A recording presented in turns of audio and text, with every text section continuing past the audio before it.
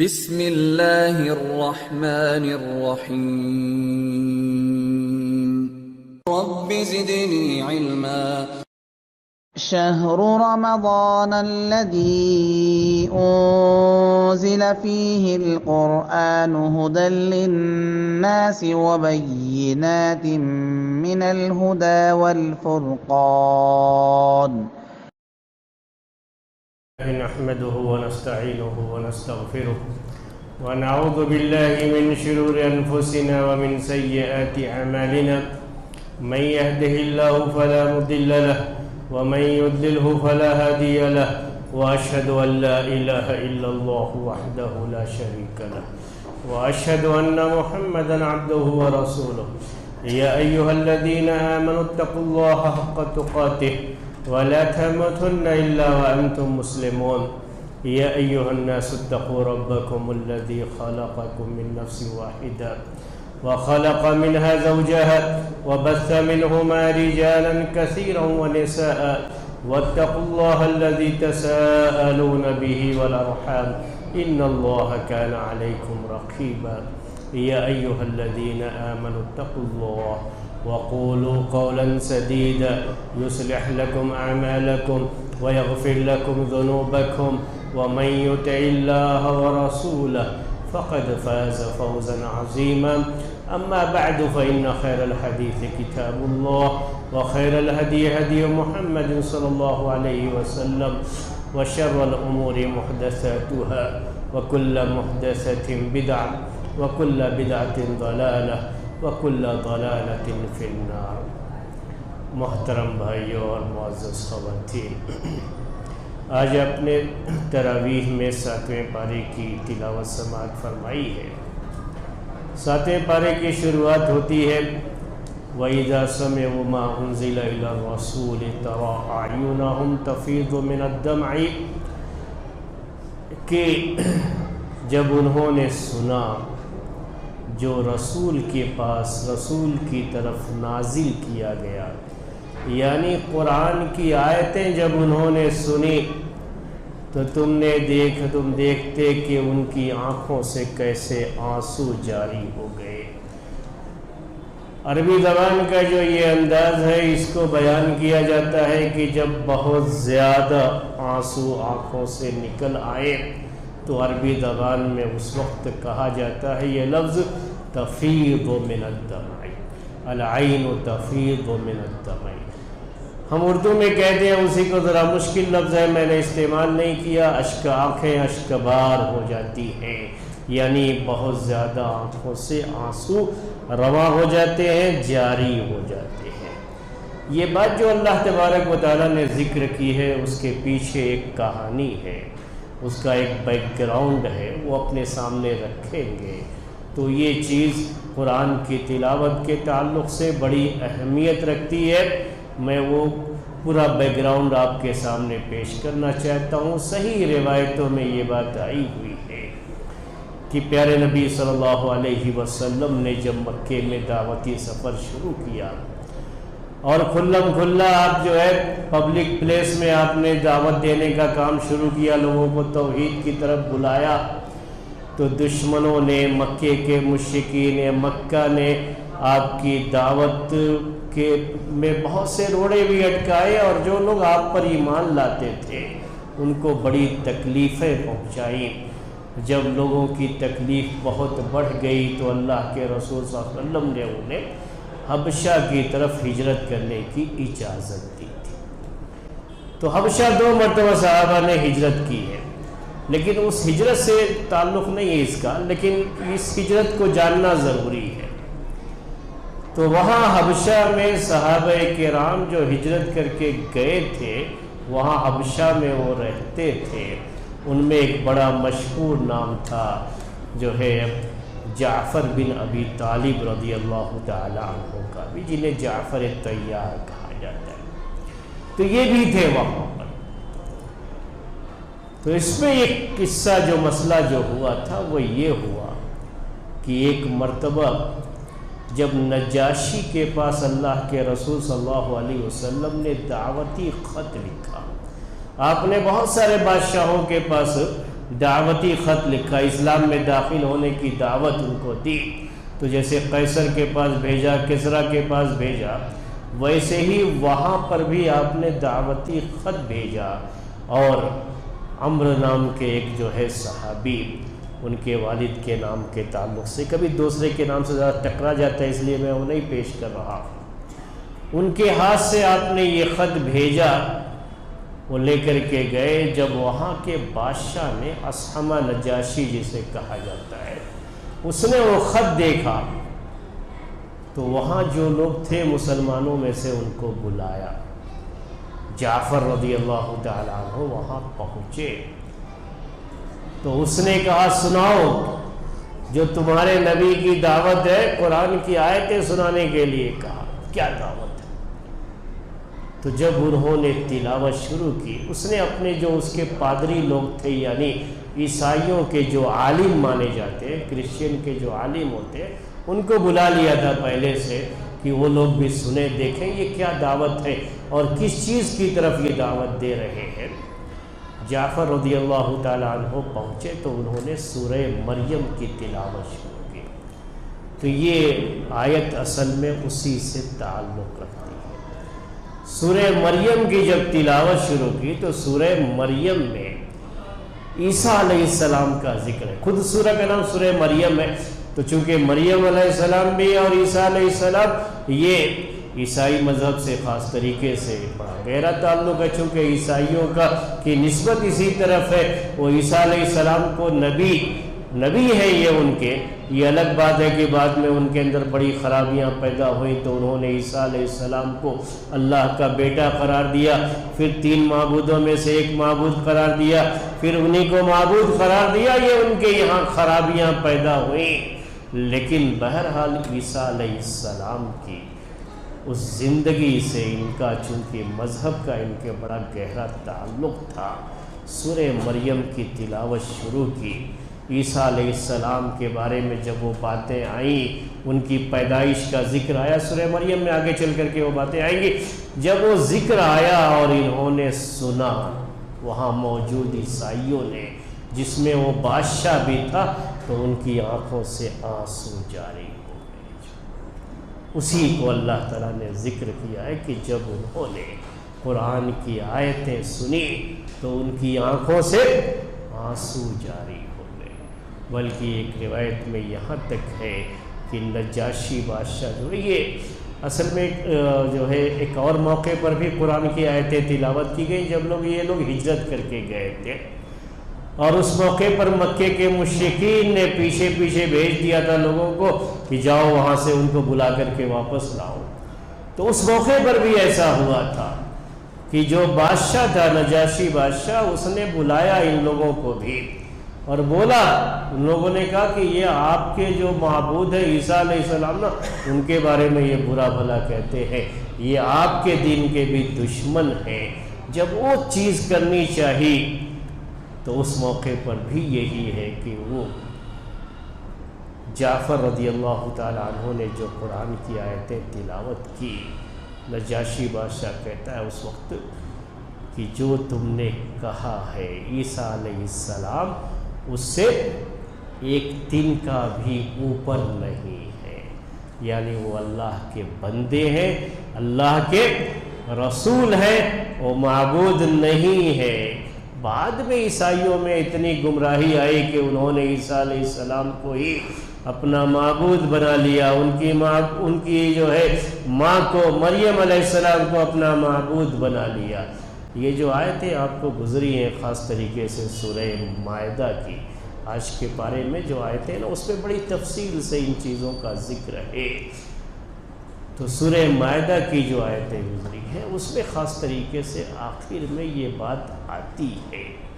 کہ اللہ تبارک و تعالیٰ پوچھے گا عیسیٰ علیہ السلام سے قیامت کے دن کہ کیا تم نے کہا تھا انت قلت للناس ان اتخذونی و امی الہین من دون اللہ، کیا تم نے کہا تھا کہ میری امی کو اور مجھے تم معبود بنا لو اللہ کو چھوڑ کر کے؟ تو عیسیٰ علیہ السلام کہیں گے اللہ تعالیٰ یہ میں کیسے کر سکتا،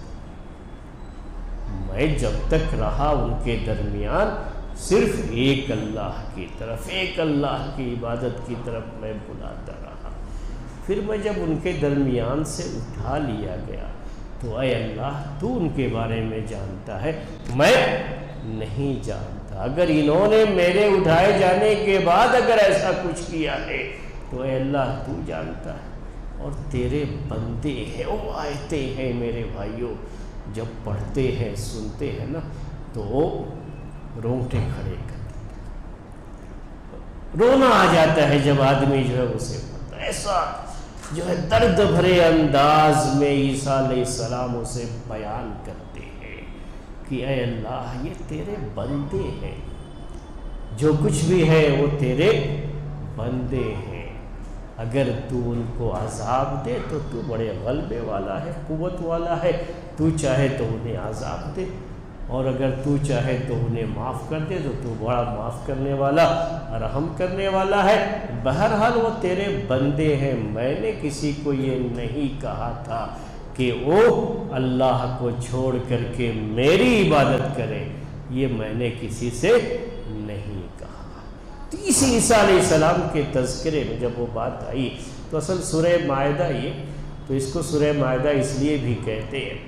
کہ اس میں مائدہ کا ذکر ہے، نام کے تعلق سے بات وہ آپ کے سامنے۔ تو یہ مائدہ کیا ہے؟ عیسیٰ علیہ السلام نے جب دعوت دی، دعوتی سفر جو ان کا رہا، تو جیسے ہمارے نبی صلی اللہ علیہ وسلم کے صحابہ ہیں جن کا بڑا اونچا مقام ہے، صحابہ ان کا مقام جو آپ کے ساتھی آپ پر ایمان لے آئے، تو ویسے ہی عیسیٰ علیہ السلام کے حواری تھے اور ان کا ذکر ہے حواری کا، اور اللہ کے رسول صلی اللہ علیہ وسلم بھی اس کو بڑی اہمیت کے ساتھ ذکر کرتے تھے۔ ایک مرتبہ آپ نے اپنے صحابہ سے یہ بات کہی کہ لِكُلِّ نَبِيٍ حَوَارِ، ہر نبی کے حواری ہوتے ہیں، یعنی اس کا ساتھ دینے والے، اس پر ایمان لانے والے، اس کے معتقدین ہوتے ہیں ہر نبی کے۔ اور میرے حواری وَإِنَّ حَوَارِيَ الزُّبَيْرِ، میرے حواری کون ہے؟ زبیر رضی اللہ تعالیٰ عنہ کی تعریف کرتے ہوئے، بڑا ایک موقع تھا، وہ جو ہے ایک بڑا نازک مرحلہ تھا اور بہت ہی اہم کام تھا، وہ ذمہ داری انہوں نے جب اٹھائی تھی زبیر رضی اللہ تعالیٰ عنہ نے، تو اس موقع پر آپ نے بات کی تھی۔ بہرحال حواری کی بات چل رہی ہے، تو عیسیٰ علیہ السلام کے یہ حواری تھے، یہ حواری جو کہ عیسیٰ علیہ السلام پر ایمان لانے والے، توحید کے ماننے والے،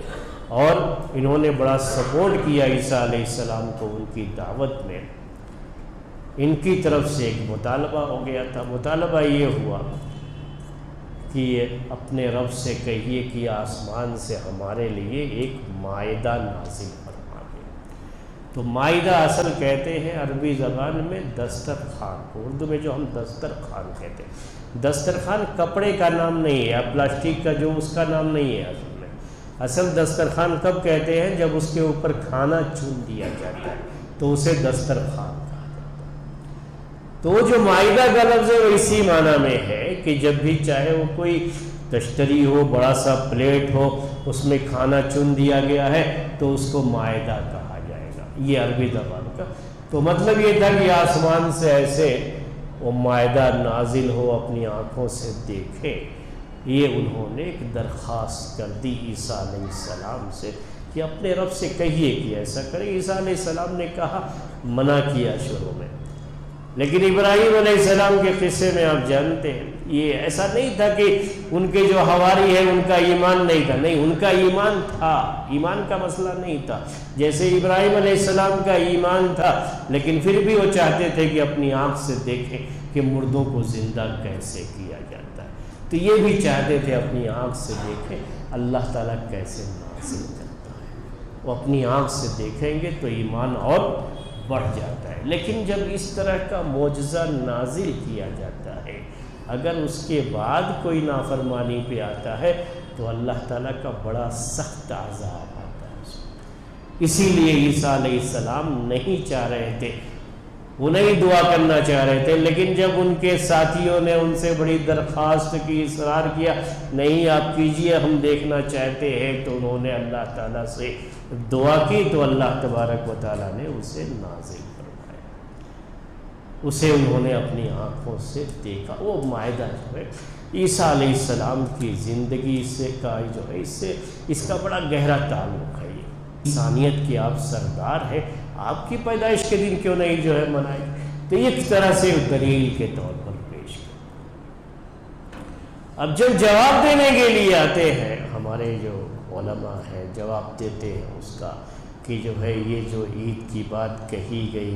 یہ عیسیٰ علیہ السلام ایک نبی تھے، انہوں نے اپنے رب سے دعا کی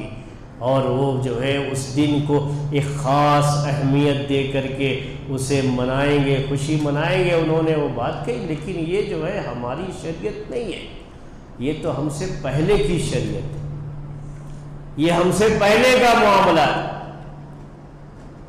ہماری شریعت میں اس کی کوئی گنجائش نہیں ہے، ہماری صرف 2 ہی عید ہے، کوئی تیسری عید اللہ کے رسول صلی اللہ علیہ وسلم نے ذکر نہیں کی ہے۔ وہ اس کا جواب یہی دیتے ہیں، آپ کبھی بھی پڑھیں گے، آپ جو ہے تفسیر کی کتابیں اٹھا لیجئے، جو اردو میں آپ کے سامنے احسن التفاسیر رہتی ہے جو ہے شیخ صلاح الدین کی، اس پہ بھی آپ پڑھیں گے تو یہ جواب کہ یہ تو پہلے کی بات ہے، پہلے کی شریعت تھی یہ۔ اور دوسری بات یہ کہ ایک نبی نے اللہ تعالیٰ سے یہ دعا کی تھی، جو یہ الگ چیز ہوتی ہے، اور یہ جو ہے عید میلاد النبی منانا یہ تو ہماری شریعت ہے اور وہ پہلے کی شریعت ہے، پہلے کی شریعت سے کیسے آپ دلیل لے سکتے؟ یہ چیز ہوتی ہے۔ اصل مقصد یہ نہیں ہے پیش کرنے کا، میرا مقصد اصل یہ ہے کہ سیم یہی بات، یہ شریعت ہماری شریعت اور پہلے کی شریعت، پیارے نبی صلی اللہ علیہ وسلم نے منع کیا ہے میرے بھائیوں اس بات سے کہ کوئی شخص عہدہ طلب کرے، کرسی جو ہے،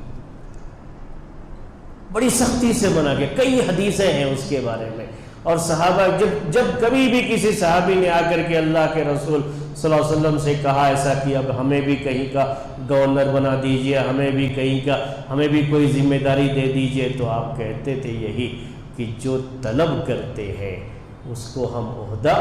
نہیں دیتے، اور آپ نے سختی سے منع کر دیا۔ ہمارے دین میں اس کو عہدہ طلب کرنا یہ جائز نہیں ہے، خود کوئی عہدہ طلب کرے یہ جائز نہیں ہے، بڑی سختی سے منع کیا، اور ایک لفظ استعمال کیا آپ نے، اس کا سبب بھی بیان کیا، سبب یہ بیان کیا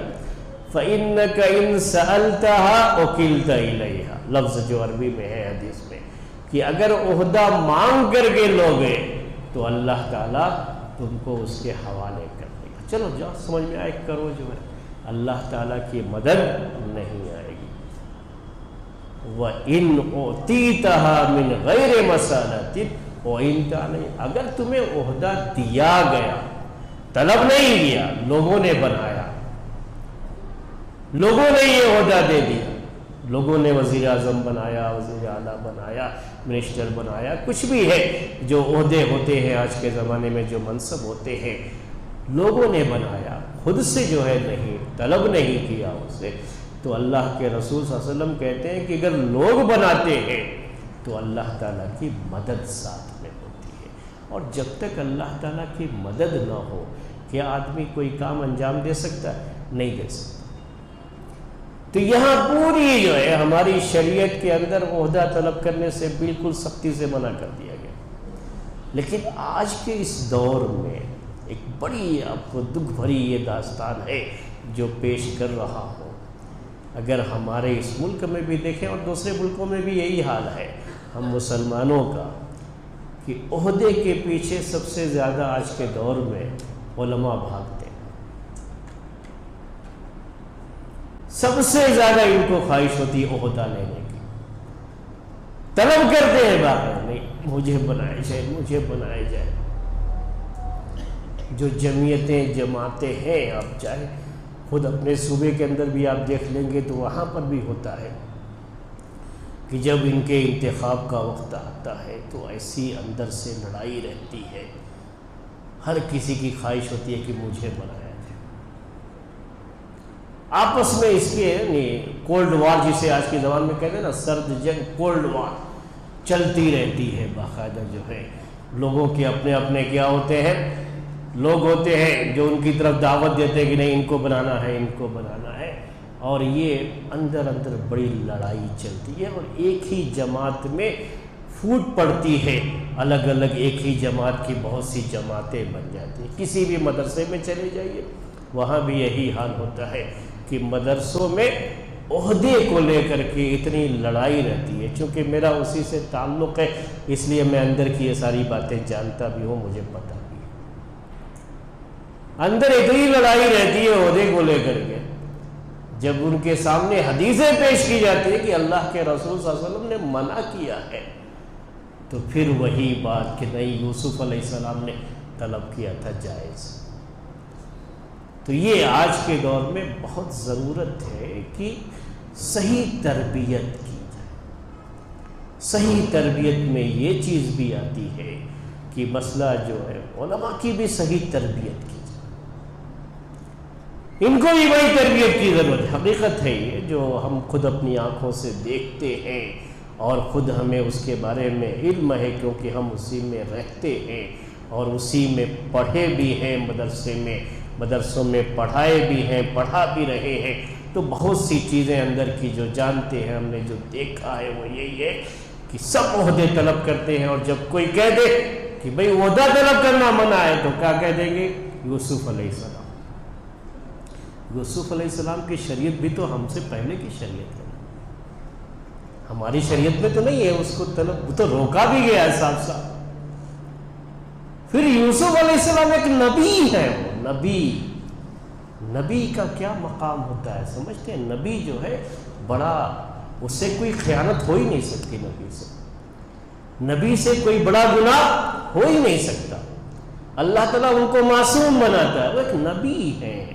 ان کے طلب کرنے سے اگر اللہ کے رسول صلی اللہ علیہ وسلم خود طلب کرتے تب بھی ہماری شریعت میں بھی ایسے ہی ہے کہ اگر اللہ کے رسول صلی اللہ علیہ وسلم کوئی بات امت سے کہتے ہیں لیکن آپ اس کے خلاف کرتے ہیں تو کہا یہ جاتا ہے اس کے بارے میں کہ وہ آپ کے ساتھ خاص ہے، آپ کے لیے جائز ہے، لیکن امت کے لیے وہ جائز نہیں۔ یہاں تو پہلے کی شریعت بھی ہے اور نبی بھی ہے، لیکن اس کو نہیں، اس کو پیش کر کے کیا نہیں جائز ہے، عہدہ طلب کر سکتے ہیں، کیونکہ یوسف علیہ السلام نے بھی عہدہ طلب کیا تھا۔ تو یہی ہمارا جو ہے بڑا مسئلہ، حالانکہ اللہ کے رسول صلی اللہ علیہ وسلم نے بڑی سختی سے منع کیا تھا۔ آج ہماری جماعتیں جو اتنی منتشر ہیں میرے بھائی، ہم مسلمان جو اتنے منتشر ہیں، ہمارے اندر جو یونٹی نہیں ہے، جو اتحاد نہیں ہے، اتفاق نہیں ہے، اس کی بڑی وجہ یہ بھی ہے کہ ہم عہدوں کے پیچھے بھاگتے ہیں۔ ہر کسی کو عہدہ چاہیے، ظاہر سی بات اتنے عہدے تو ہوتے نہیں نا کہیں بھی، جن کو بنا دیا گیا وہ بن گئے، یہ اچھی بات ہوتی تھی، لیکن ایسا ہوتا نہیں ہے، وہ ہر کوئی اس کے پیچھے بھاگ رہا ہے۔ تو یہ کرسی کی دوڑ ہے، دنیا کی یہ طلب ہے، اور اس سے ہمیں اپنے آپ کو بچانا چاہیے، اس سے بہت دور رہنا چاہیے۔ اگر لوگ بناتے ہیں تو پھر کسی نہ کسی کو ذمہ دار بننا ہے، یاد رکھیے گا، لوگ بناتے ہیں ذمہ دار، لوگوں نے ذمہ دار بنایا ہے، تو پھر وہاں پر جو ہے اللہ تعالیٰ کی مدد ہوتی ہے، اور پھر اس ذمہ داری کو اٹھانا چاہیے اور صحیح طریقے سے اس ذمہ داری کو ادا کرنی چاہیے۔ وہ بڑی ایک امانت کی چیز ہے، تو بڑی امانت داری سے اسے نبھانا چاہیے، وہ ایک مسئلہ ہوتا ہے، لیکن طلب کرنے کا کبھی بھی کوئی جواز نہیں ہے، وہ چیز صحیح نہیں ہے، وہ ہمیشہ آدمی کو ذہن میں رکھنا چاہیے۔ جب لوگ طلب نہیں کریں گے تو یہ لڑائیاں بند ہو جائیں گی۔ ایک مرتبہ مجھ سے ایک صاحب نے اسی شہر کے، مجھ سے انہوں نے کہا ایک بات کہی کہ جو ہے میں چاہتا ہوں کہ سارے علماء کو ایک ساتھ اکٹھا کروں، کم سے کم ایک جماعت کے لوگ تو ان کے اندر تو اتحاد ہو جائے، یونٹی پیدا ہو جائے، سب ایک ساتھ رہے، ایک ساتھ ہو جائے۔ میں نے کہا کہ آپ دوسرے مسلک کے لوگوں کو چھوڑ دیجئے، صرف اہل حدیث جماعت کے یہاں جو علماء ہیں ان کو اکٹھا کر دیجئے تو میں آپ کو انعام دوں گا، لیکن میں ابھی سے لکھ کے دیتا ہوں کہ آپ اکٹھا نہیں کر سکتے۔ یہ ایک حقیقت ہے، کبھی بھی نہیں کر سکتے، چاہے وہ کتنی بھی تقریر کر لے، اتحاد اتفاق کی اس کی کتنی بھی کچھ باتیں کر لے، وہ منبر کی باتیں الگ ہوتی ہیں، عمل کی باتیں الگ ہوتی ہیں۔ تو تربیت کا معاملہ جو میں کہہ رہا تھا آپ کو نا کہ تربیت کی یہ ضرورت سب کے لیے ہے، اس میں خاص طریقے سے